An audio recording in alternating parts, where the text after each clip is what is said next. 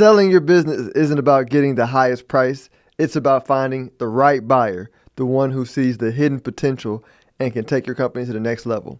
Today, we're focusing on strategic buyers, those companies looking for more than just a quick profit. We'll show you how to make your business so attractive, they'll be lining up to buy.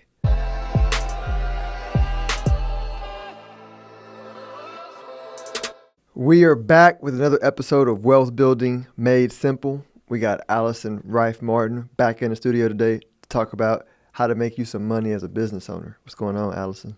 I think I've kind of counted out my Reese's peanut butter cups. I think I'm going to add some Twizzlers in to my mix next week Nice. when I'm trick or treating. Nice. Have you ever tried to drink soda through a Twizzler? I have not. You Is it worth it? you can do it. Yeah, some kid showed me one time. I don't remember how old I was, but somebody who was younger than me, and it was pretty late in life, so I had to at least be a teenager or in college, and I was like, I never knew you can do this, like, 'cause they have like little holes in it, so you just drink the soda through it or whatever your favorite beverage is, and it comes through. It's I was going amazing. to say, I think you have to be thoughtful about which soda pop you want to mix it with because Mountain Dew and a Twizzler, gross. Just Mountain Dew is off the back just Well, gross. Period. I don't know who. it's just gross, but but it would be super gross to ruin a Twizzler with a Mountain Dew. Yeah, that is definitely the case. Oh my gosh. So knowing that we want to figure out how to translate from a Twizzler and a Mountain Dew to finding a buyer because I'm so irresistible. Sometimes it's in our best interest to really, instead of throwing a wide swath of out there to find anybody who wants to buy our business, because that's really not the goal. You want to you want to find a buyer for your business who again aligns with your goals and really can continue the legacy of what was your goal, what was your vision, what was your plan all along for the business. Sometimes I think it's great to figure out who is a strategic buyer partner for you. So again, like we've talked about before, for a CPA firm, it might be a financial advisor and a tax attorney and an estate planner, because those things all go hand in hand and you need all of them together to help an individual, create a great legacy plan. So that might be a great, part, finding a strategic buyer. Same thing with like a bakery. If I was a bakery shop owner, I'd want to partner with a restaurant because when you go out to eat, you need dessert kind of thing. So when you're thinking about selling your business, think who might be a complementary partner that might want to buy your business. And that's how I would start approaching that. Again, to make sure that you're picking the right person, you have to make sure that you have a viable business in terms of like, are the financials working? Do you have great operations in place? Is it going to be a seamless transition? But finding a strategic buyer who knows that you're all buttoned up and ready to go is something great to consider. One of the best strategic buyers, or one of the most legendary strategery, I gotta learn how to say that word, buyers, was Standard Oil, John D. Rockefeller. He like vertically integrated the whole refiner, oil and gas industry. That just was a masterclass in strategic buying. I definitely agree, and that certainly speaks to he had long-term vision as to, what it wasn't just about buying and selling gas. It was about how can we, take product from the oil to, obviously making it go out to a whole bunch of other options. So it was a great one. But you can think too, like Disney acquiring Pixar. That was another one that was a great strategic, again, complementary service because again, Disney visual characters, Pixar visual characters. That's certainly a great strategic buy. I think you and I were also talking about Facebook acquiring Instagram. Hmm. Again, perfect because again, they have their goals are all in alignment. And again, it kind of allowed Facebook or now Meta to be able to expand their reach beyond different platforms to reach more customers, to bring in more revenue. Yep. No, definitely. It's a lot of that going on. I mean, I even think about Elon Musk, and people go, "Why does he own a space company, a AI company, a media company? Why does he playing with crypto?" And I was like, "Well, obviously, you guys are not sci-fi nerds because if you understand science fiction, right, we're gonna need like internet and communication systems and virtual money to transmit commerce throughout space." right? I mean, he's a very good strategic buyer. Even you may not like his Yeah. personality, but he's building something crazy. And you just sit there and think, even now, like in times of, like hurricanes and, when companies have lost power, he was able to use his, I don't want to say Wi-Fi because I know that's not the right word, but, he was able to help provide means of communications to cities that didn't have it, when they were Hmm. not, when they weren't able to use it. So you're right. He's got a great, thoughtful plan and a great vision as to how to incorporate all kinds of businesses. So those are the kind of buyers that you want to be looking for. Someone who, again, who's complementary, who, has, again, lines with your goals and values and would be a perfect partner. And I think, again, make sure that you look as buttoned up as possible so that a strategic buyer can think, yep, it makes complete sense. I would like to buy Allison's Bake Shop because it'll be a great complementary service to, Bob's Steakhouse. Where are some places you can find strategic buyers?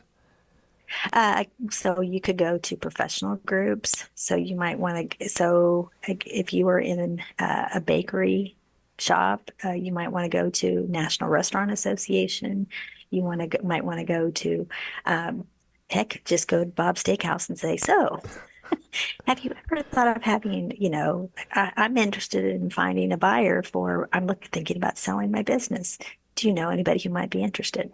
And Bob might say, huh, I love your cakes. Let's talk. Hmm. So again, if you go back to the beginning when you started the business, if you started putting all these things in place, you're in a great position to get, to find a good buyer or partner who can help continue the value, the vision, the goals, and the legacy that you're looking to build. And one of the things we haven't talked about in any of the episodes in the last couple of weeks was like evaluation, right? I think that's important. Where do you go about getting evaluation for your business? Well, what you can do, and again, this is just an estimate. This is a quick and dirty thing. You can do is you can take your EBITDA, your basically your operating profit, and find out what the industry EBITDA multiple is. So basically, there's like if you go to say restaurants, um, they might say the average EBITDA selling price multiple would be like 4x. So if my business shows an operating profit of $100,000, my estimated value based on certain criteria would be, $400,000. Hmm. That again is just, obviously that is just an estimate, but to really make sure that you are still going in the right direction is to work with your CPA, your financial advisor, an exit planner, and all that, and they can help you get a more concrete answer. And then when you're ready to sell your business, you may want to go for a full-blown business valuation, which then that's is actually going to provide a much more accurate valuation of what your business is.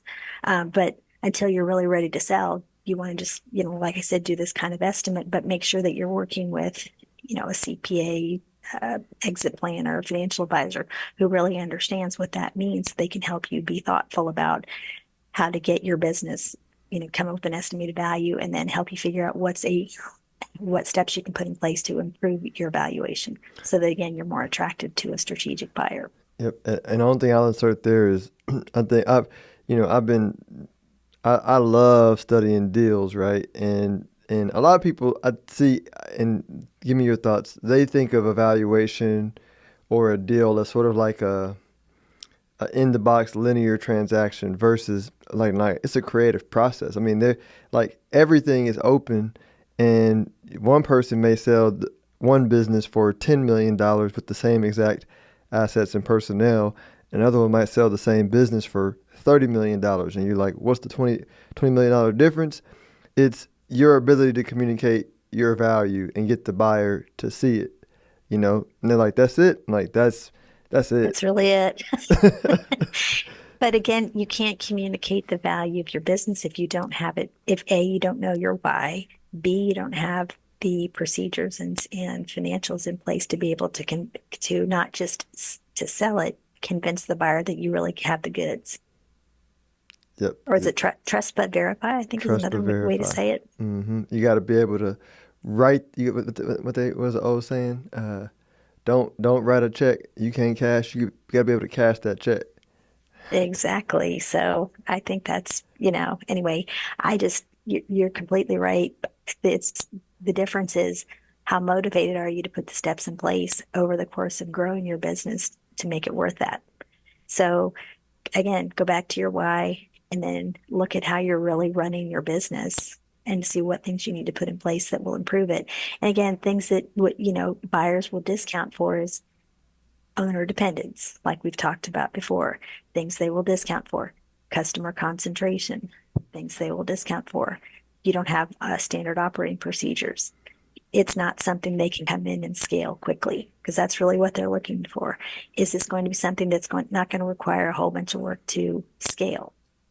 It's already, think of franchisees, for example, it's a standard operating procedure that they just come in and say, yep, I'm ready. Let's take over. Well, let everybody know how they can reach you if they want more information and tips.